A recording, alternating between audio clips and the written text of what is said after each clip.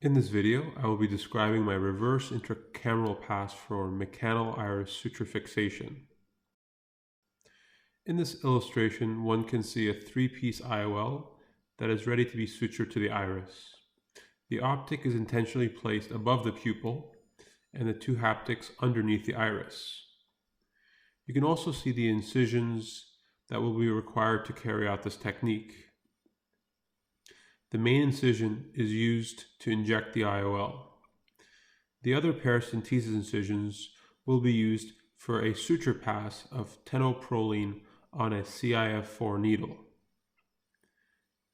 Afterwards, the main incision will be used to retrieve the suture ends on the proximal side.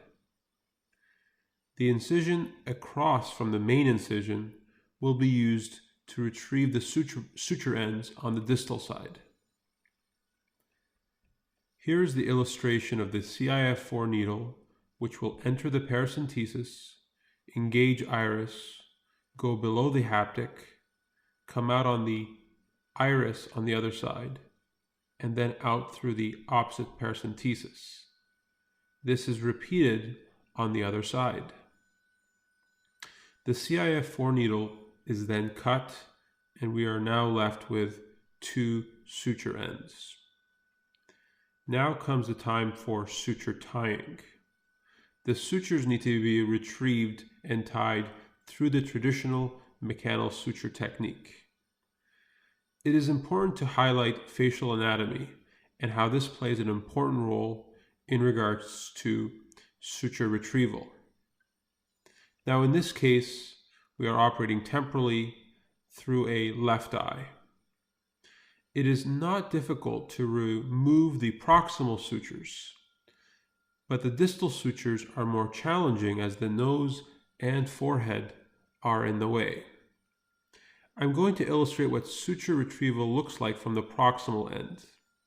It is very important to grab the correct suture, one on each side of the haptic. This is highlighted in red. A suture retrieval device is used to carry out this maneuver.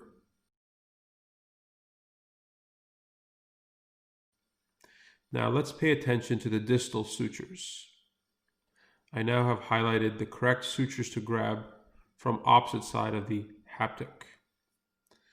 Note how it is more difficult to carry out this maneuver as the nose and forehead are getting in the way.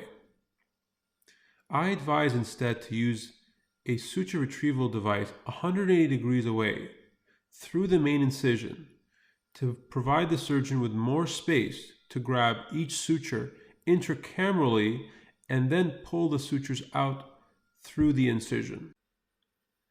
The process is repeated for the other suture end. The reverse intracameral pass for iris suture fixation makes suture retrieval of the distal end much easier to perform.